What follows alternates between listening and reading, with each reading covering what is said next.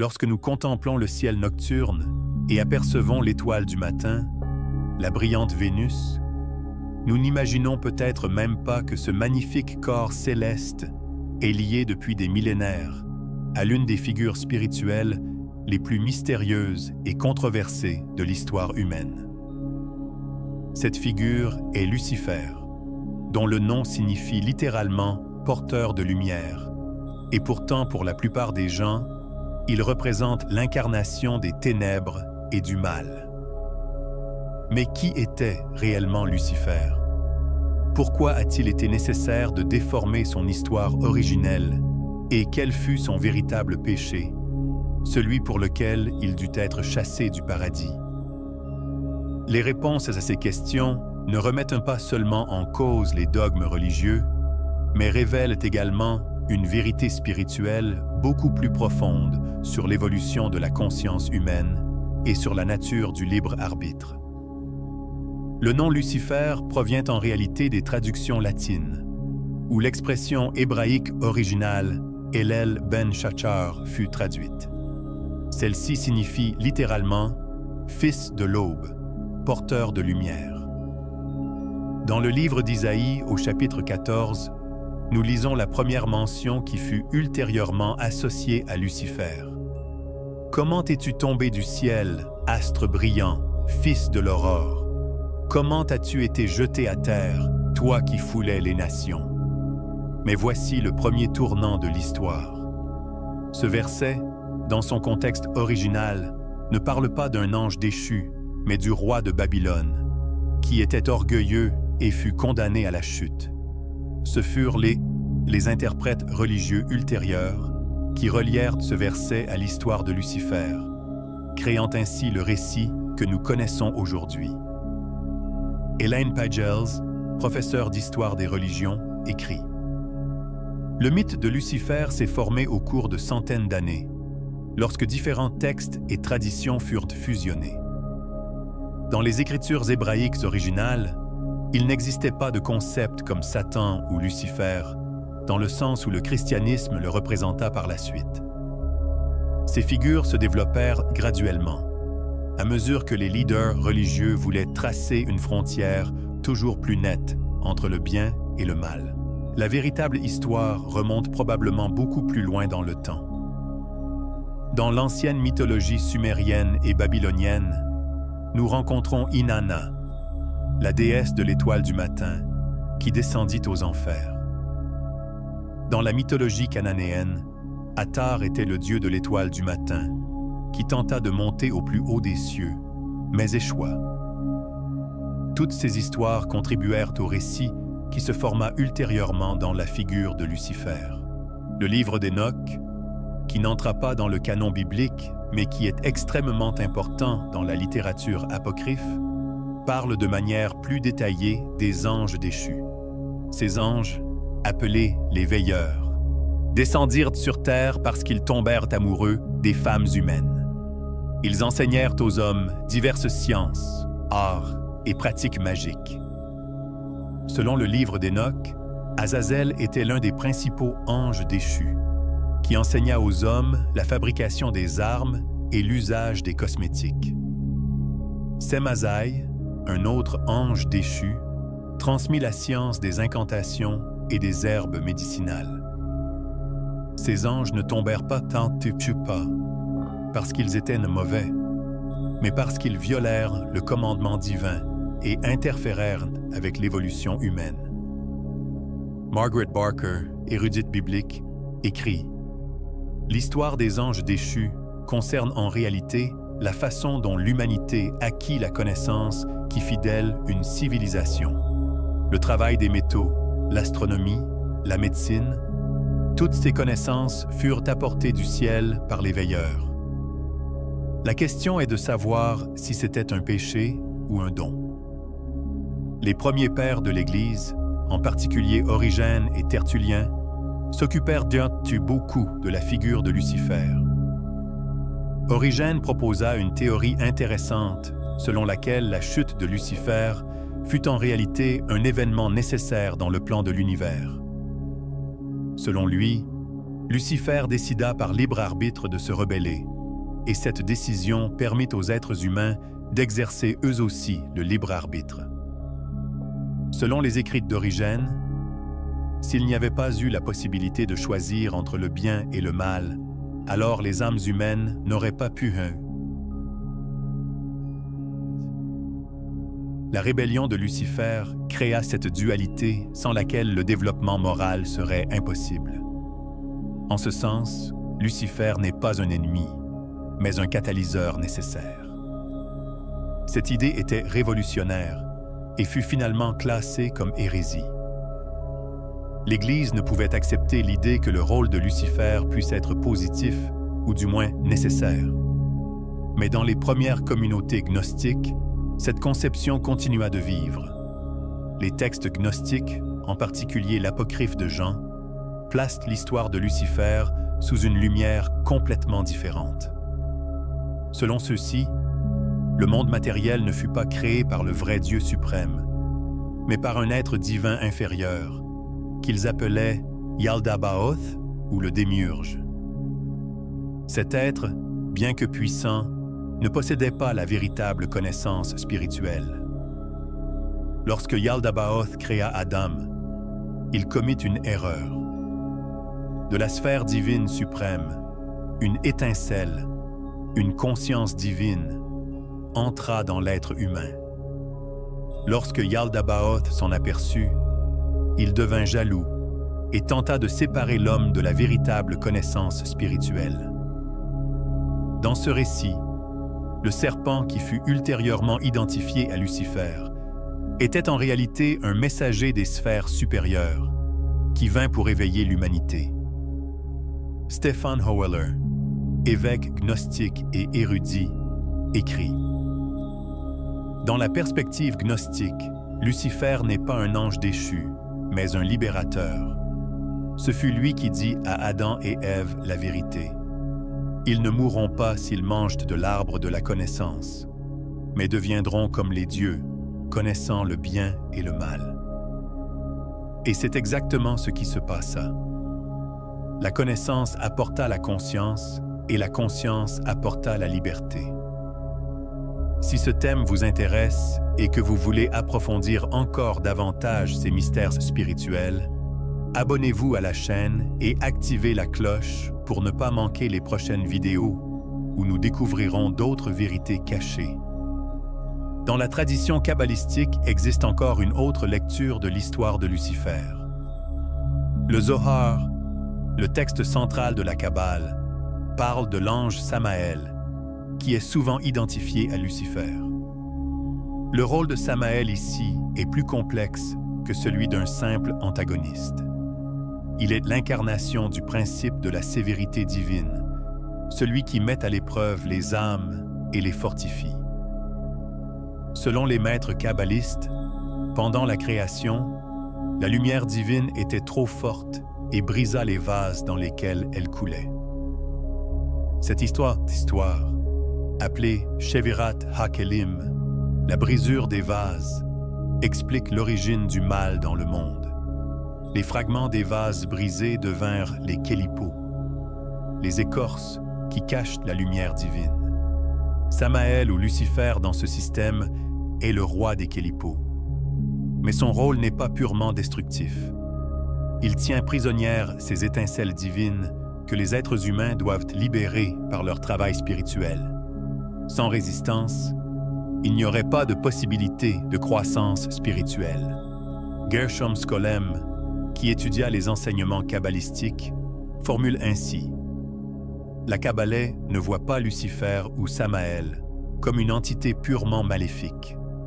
Il est une partie nécessaire de l'économie divine, qui permet aux âmes humaines de travailler, de lutter et de croître. Sans sa présence, le monde serait trop parfait pour qu'un véritable développement puisse avoir lieu.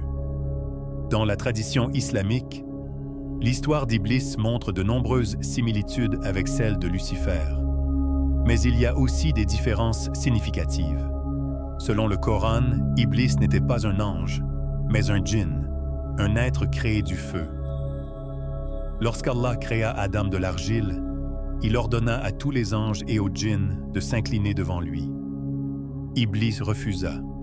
Il dit « Je suis meilleur que lui.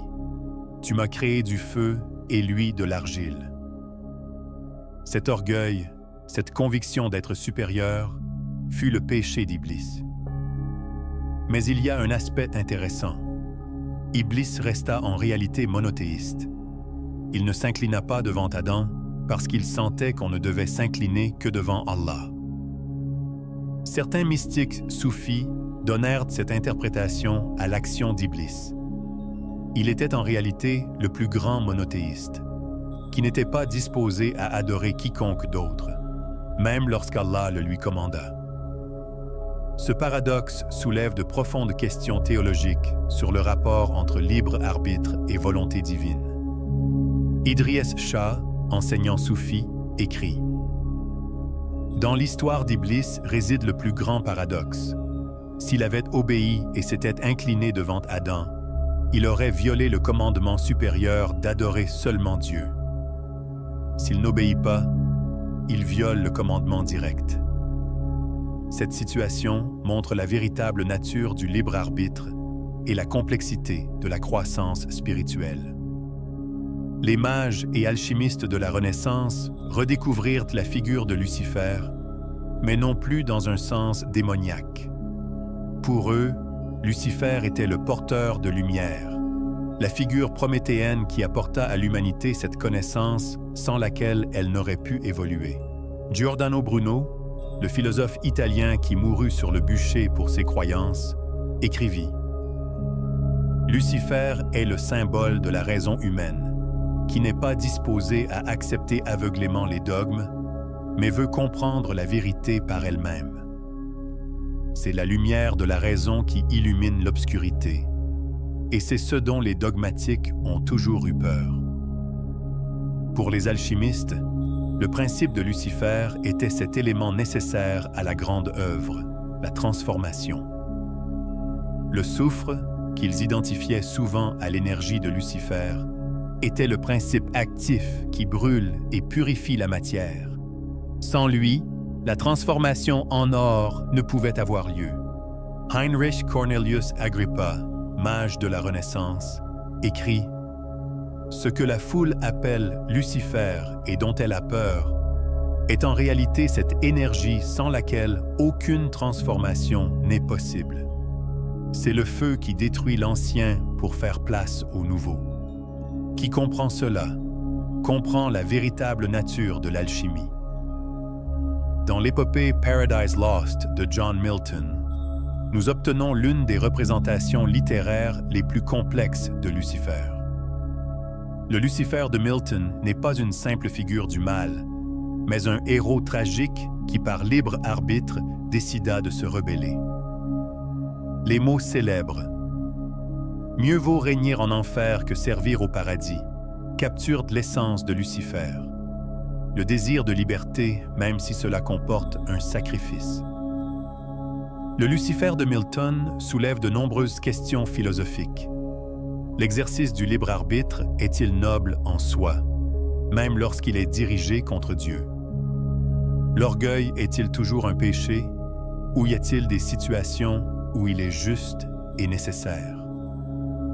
La rébellion de Lucifer fut-elle vraiment une chute, ou plutôt une libération?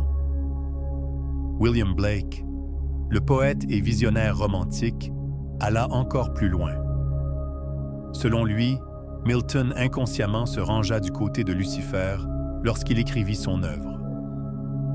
Blake croyait que le véritable développement spirituel ne résidait pas dans l'obéissance, mais dans l'énergie créative qui parfois exige la rébellion.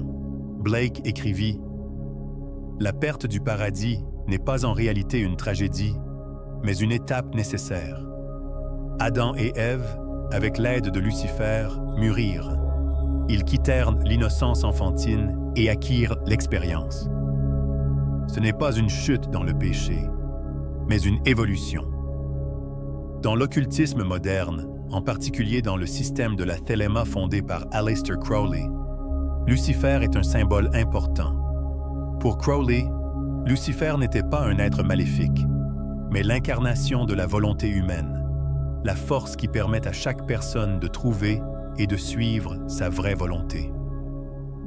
Le célèbre axiome de Crowley « Fais ce que tu veux sera le tout de la loi. L'amour est la loi, l'amour sous la volonté. » Cette conception enseigne que chaque personne a le droit de trouver son propre chemin, même s'il diffère des normes traditionnelles. L'exemple de Lucifer montre que ce parcours exige souvent la rébellion. Crowley écrivit « Lucifer ne tomba pas, mais sauta. Il choisit lui-même de quitter le paradis parce qu'il reconnut que la véritable liberté ne résidait pas dans l'obéissance à la volonté divine, mais dans la découverte de sa propre nature divine. Chaque homme est une étoile, et chaque étoile a le droit d'orbiter sur sa propre trajectoire. » La perspective psychologique de Carl Jung ajoute une nouvelle dimension à la compréhension de Lucifer. Pour Jung, Lucifer était l'un des aspects de l'ombre, cette partie de nous qui n'est pas disposée à se soumettre aux normes et aux attentes collectives. Cette énergie peut être effrayante, mais elle est indispensable pour l'individuation, pour devenir une personnalité complète. Selon Jung, en chaque personne, il y a une énergie luciférienne qui se rebelle contre les limitations et aspire à la liberté. Si nous réprimons cette énergie, elle émerge de manière destructive. Si toutefois nous l'intégrons consciemment, elle peut devenir une puissante force créative. Jung écrivit « L'ombre est ce qu'en nous-mêmes nous ne sommes pas disposés à reconnaître. Mais l'ombre n'est pas seulement obscure, elle peut aussi être dorée. L'énergie de Lucifer est cet or dans l'ombre, cette partie de nous qui veut être libre, qui questionne et doute, qui n'est pas disposée à accepter les choses simplement parce qu'on nous les dit, qui trouve cette énergie et l'intègre, trouve sa véritable force. Dans la philosophie de la réincarnation, qui est le thème central de ma chaîne, l'histoire de Lucifer soulève des questions particulièrement intéressantes. Si Lucifer était vraiment un ange qui se rebella, qu'advint-il de son âme? Est-il lui aussi soumis à la loi de la réincarnation? Certains enseignements théosophiques affirment que Lucifer n'est pas une entité unique, mais un principe, une énergie qui se manifeste à chaque époque sous différentes formes. Dans ces êtres qui interrogent, qui doutent, qui cherchent de nouvelles voies, là se trouve l'énergie de Lucifer. Rudolf Steiner, fondateur de l'anthroposophie, offrit une perspective intéressante sur Lucifer. Selon lui, Lucifer et Ahriman sont deux forces opposées qui agissent ensemble sur l'évolution humaine. Lucifer est ce qui nous tire vers les sphères spirituelles, trop rapidement, trop haut. Ahriman est ce qui nous entraîne dans le matérialisme, trop profondément dans le monde physique. Selon Steiner, la tâche humaine est de créer un équilibre entre Lucifer et Ahriman. Il ne s'agit pas de les vaincre, mais d'harmoniser leurs énergies. Sans Lucifer, il n'y aurait pas d'aspiration spirituelle. Sans Ahriman, il n'y aurait pas de réalisation pratique.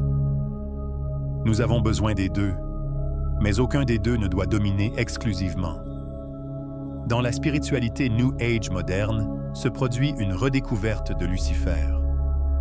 Beaucoup d'enseignants spirituels enseignent que Lucifer est en réalité un maître ascensionné, qui volontairement assuma le rôle de représenter l'ombre, afin que l'humanité puisse avoir l'opportunité d'exercer le libre arbitre et de croître. Selon cette conception, le sacrifice de Lucifer fut énorme. Il accepta d'être diabolisé et haï pendant des millénaires, uniquement pour que l'humanité puisse évoluer. C'est un sacrifice christique, seulement avec un signe opposé. Le Christ représentait la lumière, Lucifer l'ombre, mais les deux sont nécessaires pour l'équilibre. Doreen Virtue, qui donnait des enseignements spirituels avant de retourner au christianisme, écrivit précédemment « Lucifer n'est pas ce que les religions ont dépeint. Il est un ange qui a assumé un rôle. Lorsque l'humanité sera suffisamment évoluée pour comprendre la vérité, Lucifer aussi sera libéré de ce rôle et retournera dans la lumière. La philosophie de la dualité est la question centrale de l'histoire de Lucifer. L'obscurité est-elle nécessaire pour apprécier la lumière? Le mal est-il nécessaire pour pratiquer la bonté? L'existence et la rébellion de Lucifer créèrent cette polarité, sans laquelle le développement moral serait impossible. Le symbole yin-yang de la philosophie taoïste capture parfaitement ce concept. Dans la lumière, il y a un point d'obscurité. Dans l'obscurité, il y a un point de lumière. Et les deux passent continuellement l'un dans l'autre.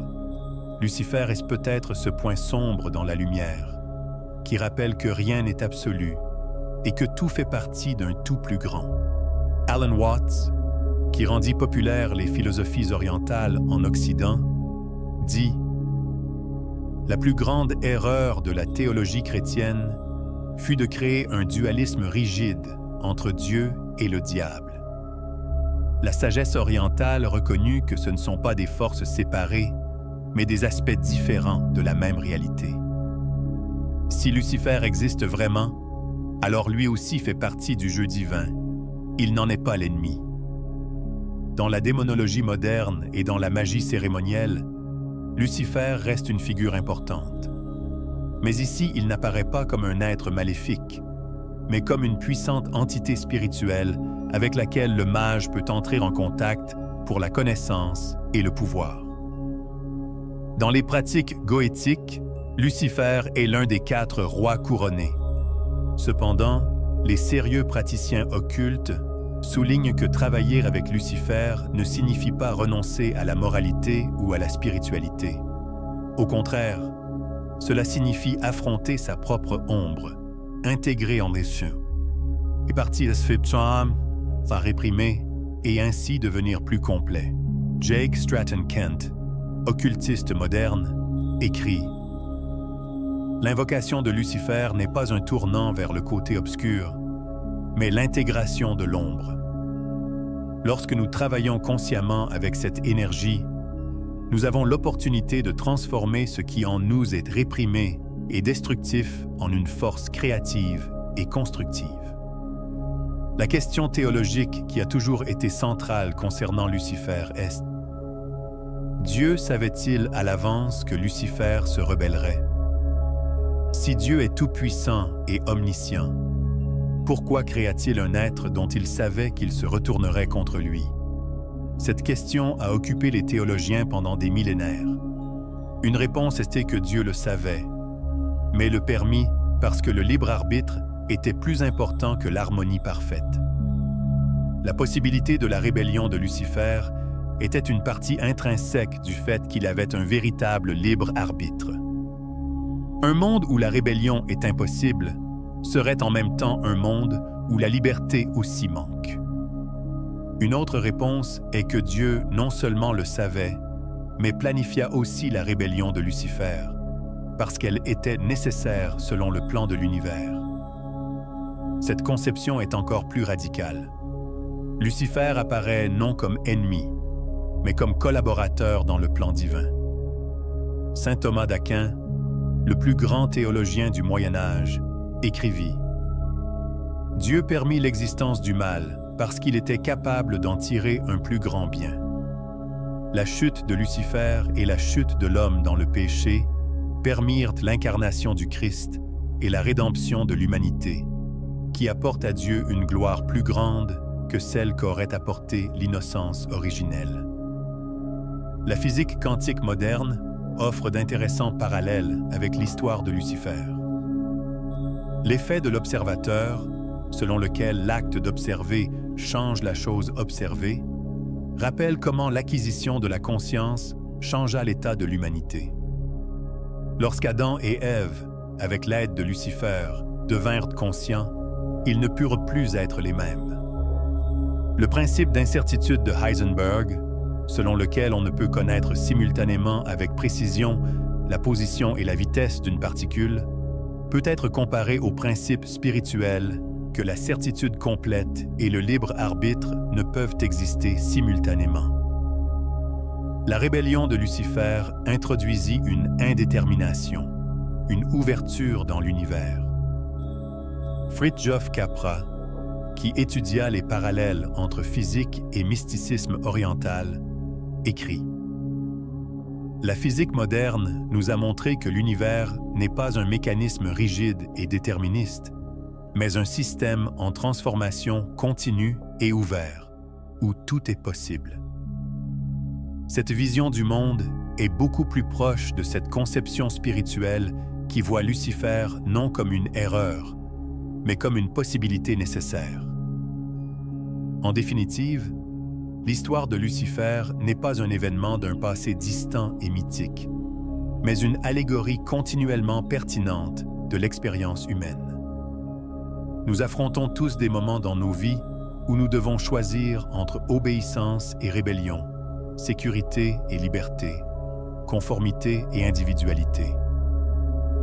Dans ces moments, nous sommes tous Lucifer.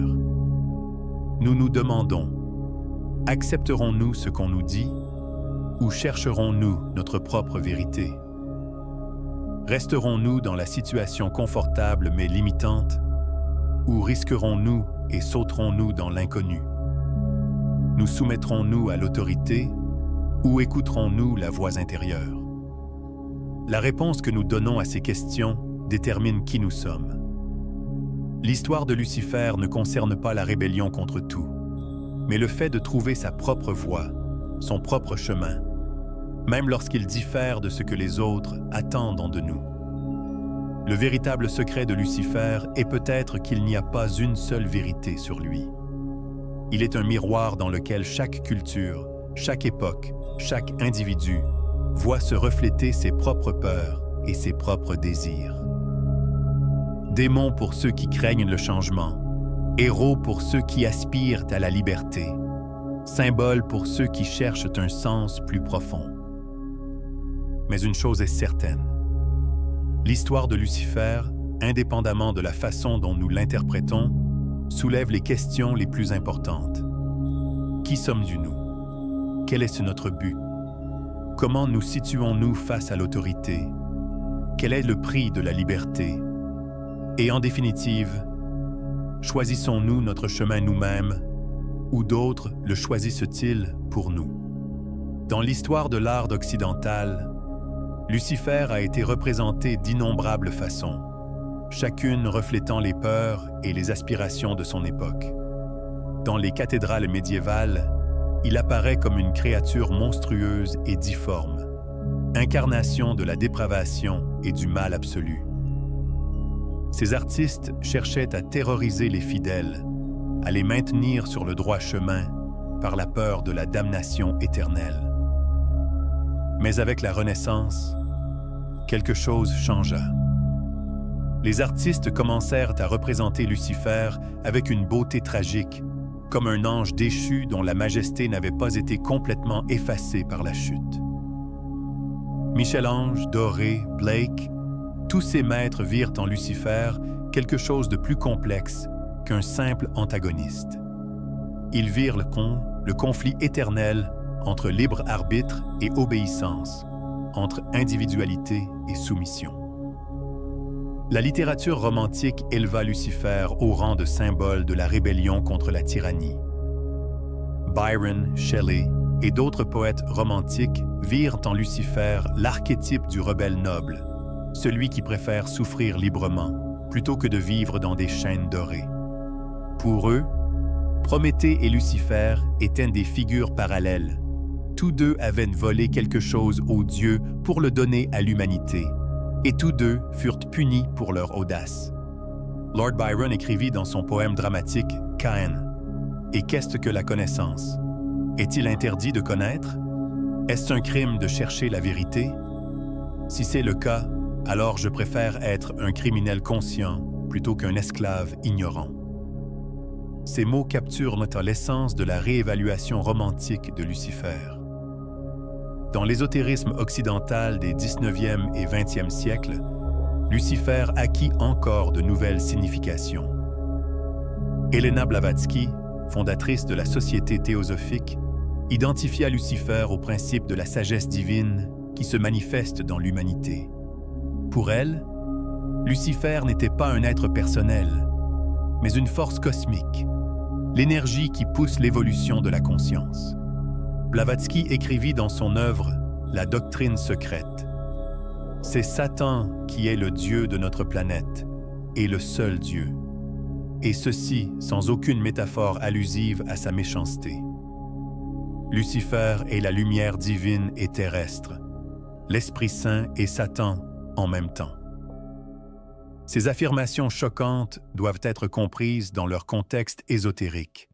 Blavatsky cherchait à défier les dualismes rigides et à montrer l'unité sous-jacente de toutes les forces cosmiques.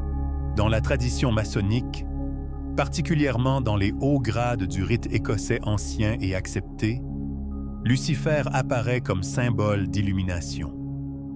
Le 33e degré, le plus haut degré régulièrement conféré, parle de la lumière qui dissipe les ténèbres de l'ignorance.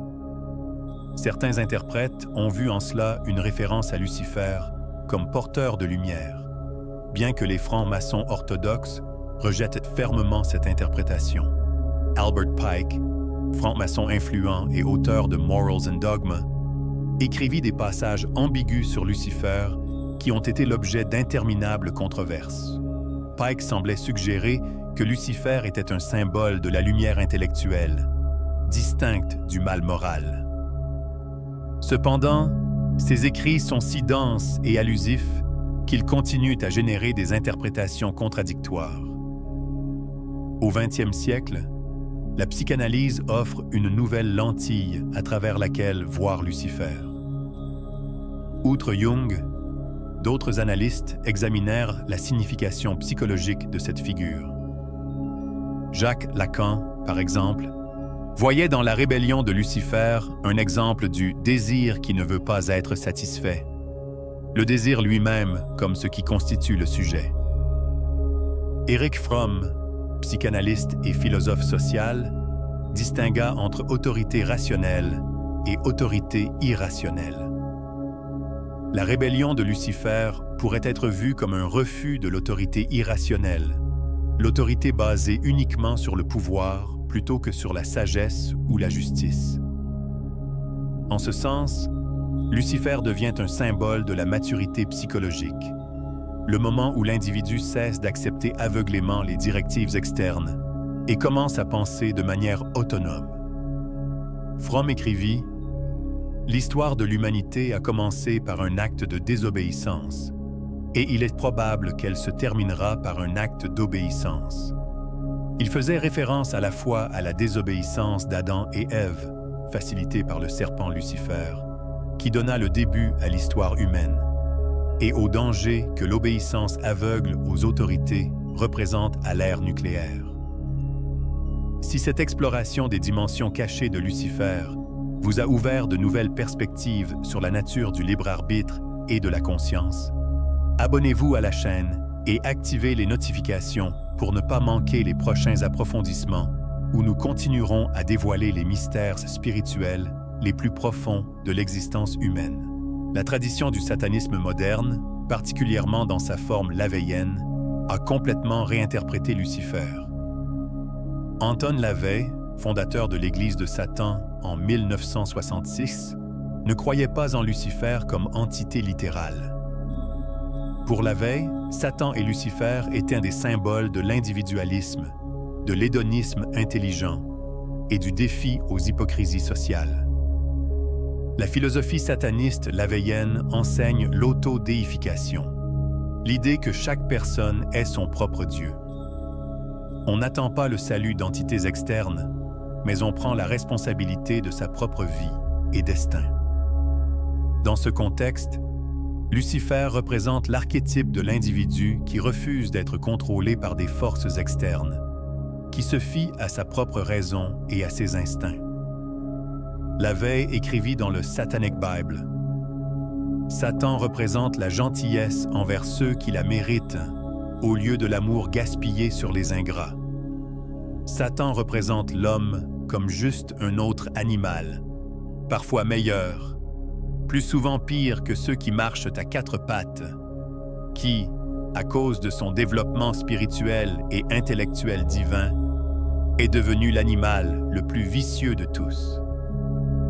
Cependant, il est important de distinguer entre différentes formes de satanisme. Le satanisme théiste, contrairement au satanisme lavéien, croit effectivement en Lucifer à Satan comme entité réelle et puissante, souvent vue comme une force bienveillante plutôt que maléfique. Ces satanistes puisent souvent dans des traditions beaucoup plus anciennes, y compris gnostiques, et voient Lucifer comme un véritable porteur de gnose. Michael W. Ford, occultiste et auteur de nombreuses œuvres sur le luciférianisme, distingue le luciférianisme du satanisme. Selon Ford, le luciférianisme met l'accent sur l'autodivinisation à travers la connaissance et l'illumination, tandis que le satanisme, au moins dans sa forme lavéienne, met davantage l'accent sur l'indulgence charnelle et l'antinomianisme. Ford écrit « Le luciférien cherche à élever la conscience et à devenir comme les dieux à travers la connaissance cachée et la pratique magique. Lucifer est le feu intérieur, l'étincelle divine qui peut être cultivée à travers la discipline et la volonté. Ce n'est pas une force externe à adorer, mais un potentiel interne à réaliser. Dans la culture populaire contemporaine, Lucifer a subi une autre transformation. Des séries télévisées comme Lucifer le représentent comme un personnage complexe, charismatique, voire sympathique, quelqu'un qui a été mal compris et injustement diabolisé. Cette humanisation, ou peut-être angélisation, de Lucifer reflète une tendance culturelle plus large vers la réévaluation des figures traditionnellement considérées comme maléfiques. Cette tendance peut être vue comme faisant partie d'un déplacement culturel plus large vers la complexité morale et l'ambiguïté. Le récit populaire s'est éloigné des simples conflits entre bien et mal absolu vers des histoires où les méchants ont des motivations compréhensibles et les bons ont des défauts significatifs. Lucifer, dans ce contexte, devient l'archétype de l'anti-héros, quelqu'un qui défie l'ordre établi pour des raisons que nous pouvons comprendre, sinon approuver complètement. Neil Gaiman, dans sa bande dessinée The Sandman, présente Lucifer comme un être fatigué de son rôle, qui finalement abdique et ferme l'enfer. Cette représentation soulève des questions provocatrices. Que signifie être piégé dans un rôle que nous n'avons pas choisi? Que se passe-t-il lorsque nous refusons les attentes que les autres ont placées sur nous? Dans le contexte des religions indigènes et des pratiques chamaniques, nous trouvons souvent des figures qui ressemblent fonctionnellement à Lucifer. Des tricksters ou imposteurs qui défient l'ordre cosmique, apportent la connaissance interdite et causent souvent à la fois des problèmes et des bienfaits. Coyote dans la mythologie amérindienne, Loki dans la mythologie nordique, Anansi dans la mythologie africaine, tous sont porteurs de chaos qui paradoxalement servent des buts évolutifs. Ces tricksters mythologiques nous enseignent une leçon importante. Le progrès exige souvent la rupture des anciennes structures. La sagesse traditionnelle et l'ordre cosmique peuvent devenir stagnants et oppressifs s'ils ne sont pas périodiquement défiés. Le trickster, comme Lucifer, est l'agent de ce changement nécessaire. Joseph Campbell, dans son travail comparatif sur la mythologie, nota que le voyage du héros inclut souvent une rencontre avec une figure qui offre une connaissance interdite ou un pouvoir dangereux. C'est le moment où le héros doit choisir. Rester en sécurité, mais limité, ou risquer tout pour une plus grande compréhension. Lucifer représente ce choix lui-même, le choix qui définit le héros. Campbell écrivit « Le démon que vous craignez de rencontrer devient le centre de votre mandala. Le paradis que vous cherchiez est juste ici et maintenant, dans le corps que vous avez et dans la vie que vous vivez. En d'autres termes, ce que nous avons étiqueté comme mal ou démoniaque contient souvent exactement ce dont nous avons besoin pour notre croissance et réalisation. Dans la neurothéologie, l'étude scientifique des expériences spirituelles et religieuses, les chercheurs ont commencé à examiner comment le cerveau crée et interprète les expériences d'entités spirituelles, comme les anges et les démons. Les études ont montré que certaines régions du cerveau, lorsqu'elles sont stimulées, peuvent produire des sensations de présence surnaturelle, de communication avec des entités non physiques et de profondes expériences mystiques. Cela soulève des questions fascinantes. Si Lucifer et d'autres entités spirituelles sont d'une certaine manière des produits de l'activité cérébrale, cela signifie-t-il qu'ils ne sont pas réels? Ou peut-être la conscience humaine est-elle le moyen par lequel ces entités se manifestent? La question de la réalité ontologique des êtres spirituels reste ouverte et débattue. Andrew Newberg, l'un des pionniers cautus de la neurothéologie, suggère que les expériences spirituelles sont réelles dans le sens où elles ont des effets réels sur la physiologie, la psychologie et le comportement des personnes, indépendamment de leur réalité métaphysique. Si la rencontre avec Lucifer, que ce soit à travers la méditation, la vision ou l'étude intense, transforme une personne, alors cette rencontre était réelle dans un sens pragmatique important. Dans le dialogue interreligieux contemporain, la figure de Lucifer Satan présente des défis uniques. Pour les chrétiens traditionnels, il représente le mal absolu. Pour les gnostiques et les ésotéristes, il représente la sagesse et la libération. Pour les non-croyants, il peut être un symbole culturel ou un archétype psychologique. Comment des personnes avec des visions si radicalement différentes peuvent-elles dialoguer de manière constructive? Certains érudits suggèrent que nous devons distinguer entre les différents Lucifers, le Lucifer biblique, le Lucifer gnostique, le Lucifer ésotérique, le Lucifer psychologique, et ainsi de suite. Reconnaître que nous parlons de construits différents, même si nous utilisons le même nom, peut aider à clarifier la discussion. Karen Armstrong, historienne des religions, écrit « Les symboles religieux n'ont pas de signification fixe et immuable. Ils évoluent, se transforment, acquièrent de nouvelles couches de signification à mesure que les cultures changent. Lucifer au 21e siècle ne peut pas être la même chose qu'au 4e siècle, parce que nous ne sommes pas les mêmes personnes. Notre tâche n'est pas de restaurer une signification originelle, mais de comprendre comment ces symboles fonctionnent dans nos vies aujourd'hui. La question environnementale contemporaine offre une autre lentille à travers laquelle voir Lucifer. Certains éco-théologiens ont suggéré que la théologie chrétienne traditionnelle, avec son emphase sur la transcendance et la domination humaine sur la nature, a contribué à la crise écologique. Dans ce contexte, Lucifer, avec son association à la terre et à la matière, pourrait-il représenter une réévaluation nécessaire du monde physique? Matthew Fox, théologien de la création spirituelle, a soutenu que nous avons besoin d'une théologie qui honore la sacralité de la terre et de toute la création. Bien que Fox n'équivaillerait pas directement cela à Lucifer, la logique est similaire. Ce qui a été dévalué et diabolisé, la matière, le corps, la terre, doit être réhabilité et reconnu comme sacré. La tradition des gnostiques, qui voyait le monde matériel comme création d'un démiurge inférieur, semblerait anti-écologique. Mais certains interprètes modernes suggèrent une lecture différente. Le problème n'est pas la matière en soi, mais l'ignorance du divin qui imprègne la matière. La tâche gnostique devient alors de reconnaître et de libérer le divin piégé dans la matière. ce qui pourrait se traduire par une révérence profonde pour le monde naturel.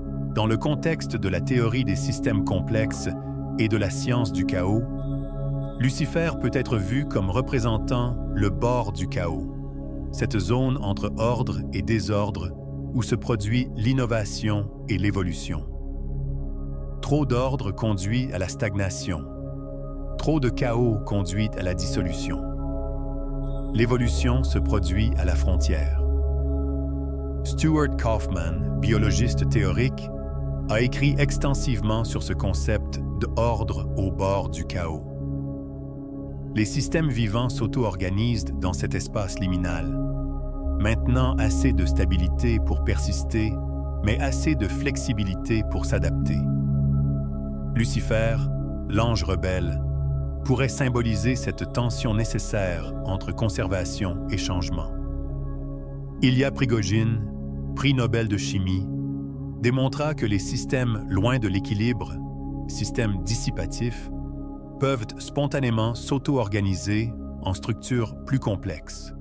Son travail suggère que la perturbation et le désordre ne sont pas seulement destructifs, mais peuvent être essentiels pour l'émergence de nouveaux ordres plus élevés. L'acte de rébellion de Lucifer, de cette perspective, pourrait être vu comme la perturbation nécessaire qui permet l'évolution cosmique. Dans la philosophie du processus, développée par Alfred North Whitehead et d'autres, l'univers est conçu comme un processus continu de devenir plutôt que comme un être statique. Chaque moment est une nouvelle création, une synthèse de passé et de futur, de ce qui est donné et de ce qui est possible. Dans ce contexte, Lucifer représente le pôle de la possibilité, de la nouveauté, du pas encore. Whitehead écrivit « Il est plus important qu'une proposition soit intéressante qu'elle soit vraie. L'importance d'être intéressant est qu'ainsi elle stimule l'esprit à la recherche de formes de vérité plus vastes et plus profondes. » Cette affirmation, bien qu'elle ne concerne pas directement Lucifer, capture quelque chose de l'esprit luciférien, la valorisation de l'exploration et de la nouveauté même lorsqu'elle comporte des risques.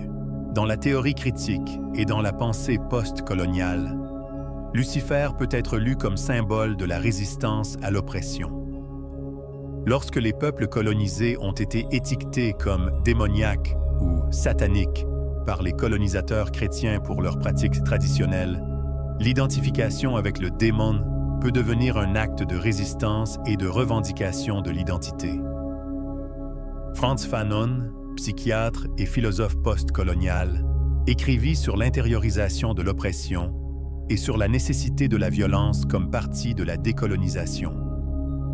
Bien que Fanon ne parle pas explicitement de Lucifer, son analyse de la révolte contre le pouvoir colonial résonne avec les thèmes de la rébellion luciférienne. Dans certains mouvements de libération, le diable des colonisateurs a été revendiqué comme symbole de résistance. Si le pouvoir dominant vous appelle démon pour avoir refusé de vous soumettre, alors peut-être y a-t-il du pouvoir dans l'adoption de cette identité et son utilisation comme outil de libération. Dans la pensée féministe, certaines auteurs ont exploré comment les figures considérées comme démoniaques dans la tradition chrétienne représentent souvent des aspects de la féminité qui menacent l'ordre patriarcal. Lilith, la première femme d'Adam selon certaines traditions, qui refusa de se soumettre à lui et fut donc diabolisée, est un exemple évident. Mais même Lucifer, dans sa rébellion contre l'autorité patriarcale, peut être lu à travers une lentille féministe. Mary Daly, théologienne féministe radicale, écrivit « Si Dieu est mal, alors le mal est Dieu ». Elle soulignait comment le langage et l'imaginaire exclusivement masculin pour le divin renforcent les hiérarchies de genre. Dans ce contexte, les figures qui défient l'autorité du Dieu Père patriarcal, y compris Lucifer, peuvent prendre une signification libératrice. Dans le domaine de l'intelligence artificielle et de la singularité technologique, certains ont tracé des parallèles avec le mythe prométhéen luciférien. L'humanité cherche à créer une intelligence artificielle qui pourrait nous surpasser. Nous volons le feu aux dieux dans un sens nouveau et littéral. Les conséquences potentielles sont à la fois terrifiantes et prometteuses. Nick Bostrom, philosophe qui étudie le risque existentiel de l'IA, a écrit « Nous sommes comme des enfants qui jouent avec une bombe. La super-intelligence artificielle pourrait être la dernière invention que l'humanité doit faire si nous réussissons à survivre assez longtemps pour la faire fonctionner en notre faveur. Cela fait écho au dilemme luciférien. La connaissance et le pouvoir peuvent nous libérer ou nous détruire. Ray Kurzweil et d'autres transhumanistes voient la fusion éventuelle d'humains et de machines comme la prochaine étape de l'évolution. Une ascension technologique qui nous rendra comme des dieux. Ce désir de transcender les limites humaines à travers la connaissance et la technologie est profondément luciférien dans son esprit, même lorsqu'il est exprimé en langage scientifique séculaire. Dans le débat sur le transhumanisme, nous voyons se répéter les mêmes thèmes. Est-il juste de modifier la nature humaine? Où traçons-nous la frontière entre amélioration et altération fondamentale? Qui a le droit de prendre ces décisions? Ce sont, en essence, les mêmes questions soulevées par le fait de manger de l'arbre de la connaissance, des questions sur les limites, l'autorité et la nature même de l'humanité. Merci d'avoir lu cette exploration approfondie de Lucifer à travers de multiples lentilles culturelles, philosophiques et scientifiques. Si ces idées ont résonné en vous, partagez ce contenu avec d'autres chercheurs de vérité. Abonnez-vous à la chaîne pour de nouvelles explorations des grands mystères spirituels et philosophiques. Et laissez un commentaire sur ce que signifie pour vous la figure de Lucifer au XXIe siècle. Quels autres sujets aimeriez-vous approfondir dans les prochaines vidéos? Nous continuerons ce voyage vers la compréhension la plus profonde de la conscience humaine, du libre arbitre et de notre place dans ce vaste et merveilleux univers qui continuellement nous défie à grandir au-delà de nos limites perçues.